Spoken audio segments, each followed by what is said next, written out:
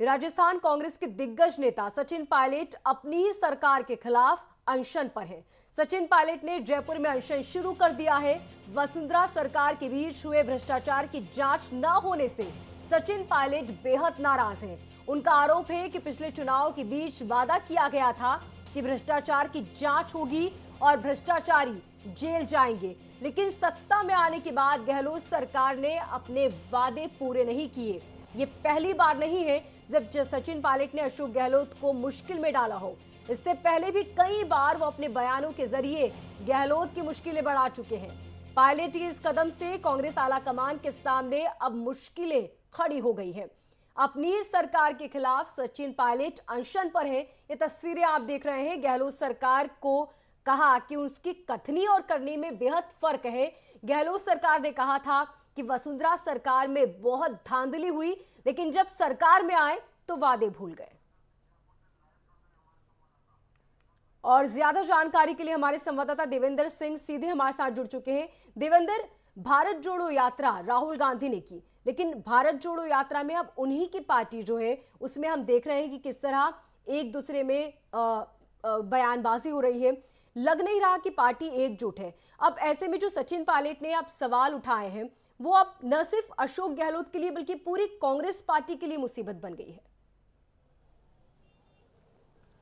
देखिए, सचिन पायलट ने आज जयपुर में शहीद स्मारक पर धरना दिया है और इस धरने को 3 घंटे से ज़्यादा का वक्त हो चुका है और तकरीबन हज़ारों की संख्या में जो समाज के कार्यकर्ता हैं और कांग्रेस के कार्यकर्ता हैं और सचिन पायलट के कार्यकर्ता हैं वो यहाँ पे मौजूद हैं और लगातार आ भी रहे हैं। उनकी संख्या लगातार बढ़ती जा रही है। हमारे साथ कुछ लोग मौजूद भी हैं जिनसे हम बात भी करेंगे। लेकिन इस धरने के प्रदर्शन, अनशन के माध्यम से, उपवास के माध्यम से सचिन पायलट ने न केवल अशोक गहलोत पर निशाना साधा है बल्कि वसुंधरा राजे को भी निशाने पर लिया है। कहीं ना कहीं यही दिक्कतें हैं जो वो न केवल कांग्रेस आलाकमान के लिए मुश्किलें पैदा कर रही हैं और तो दूसरी तरफ बीजेपी के लिए भी ये जवाब देना है, उनके लिए भी भारी पड़ रहा है कि आखिर ऐसे क्या गठजोड़ है जिनकी वजह से जांच और जो कार्यकाल में जो जांचें हुई थी उसको नहीं हो।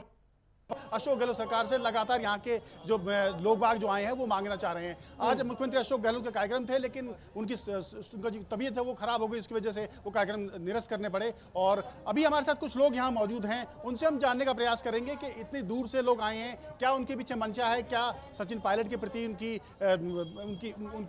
सहानुभूति है या किस तरह से। आप बताइए, आप कहाँ से आए हैं? मैं आमेर तहसील से आए हैं। आमेर तहसील से आप आए हैं और सचिन पायलट के प्रोग्राम में कार्यक्रम में आप आए हैं। क्या कर रहे हैं सचिन पायलट? सचिन पायलट साहब सही आवाज़ उठाई है। जब प्रचार किया था इन्होंने, कांग्रेस आई तो ये कहा था कि वसुंधरा जी के जो खान घोटाला है, बदली घोटाला है, ये जितने भी थे इनकी जांच कराएंगे। खुद उप मुख्यमंत्री थे तब उन्होंने बात नहीं की ये बात? कभी जब उप मुख्यमंत्री थे तब नहीं बात दिए चिट्ठी दी है, इनके पास है। वसुंधरा जी ने खुद ने भी, इस गहलोत जी ने भी खुद ने भाषण किया था आगे जांच कराएंगे हमको। चुनाव नजदीक आने वाले हैं, अब पुरानी सरकार से पुरानी क्या फायदा? आप बताइए, आपको क्या लगता है? सर, मैं फुलेरा विधानसभा से हूँ। सचिन जी बहुत अच्छी आवाज़ उठा रहे हैं और आप बोल रहे हैं मुख्यमंत्री थी जब इन्होंने आवाज़ क्यों नहीं उठाई।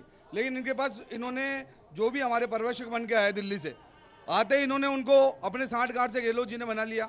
साफ तौर पर आपसे जानना चाहेंगे कि अगर सरकार, अगर कांग्रेस छोड़कर नई सरकार में जाते, नई पार्टी में बनाते हैं तो क्या इतना हुजूम उनके साथ रहेगा या कांग्रेस के साथ आपकी विचारधारा है या सचिन पायलट के साथ है? हम सचिन पायलट साहब के साथ हैं। देखो मेरी सुनिए, सचिन पायलट कोई एक बिरादरी के नेता नहीं है। आज ये भारत का भविष्य है, ये 36 कौम के नेता हैं और इन्होंने जो मुद्दा उठाया है, जो मुहिम छेड़ी है, वो भ्रष्टाचार के खिलाफ मुहिम है।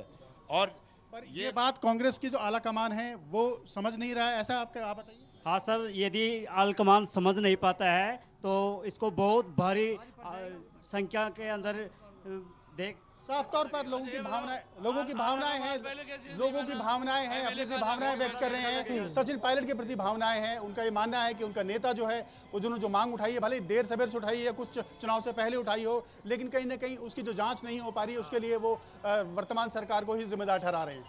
देवेंद्र, आपसे ये भी समझना चाहेंगे कि पायलट क्या अब नई उड़ान भरने वाले हैं, और अगर भरने वाले हैं तो ये राह उनके लिए कितनी मुश्किल होगी?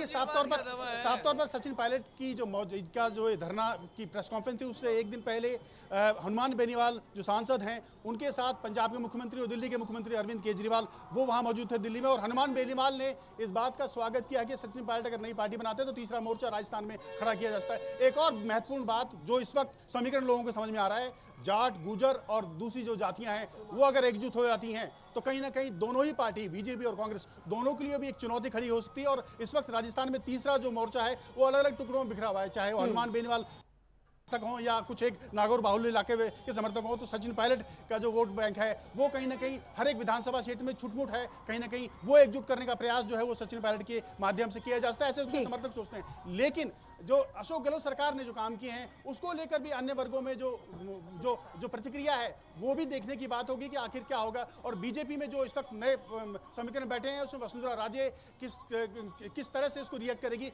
ये भी इन चुनाव में आने वाले ठीक देवेंद्र, आप नजर बनाए रखें।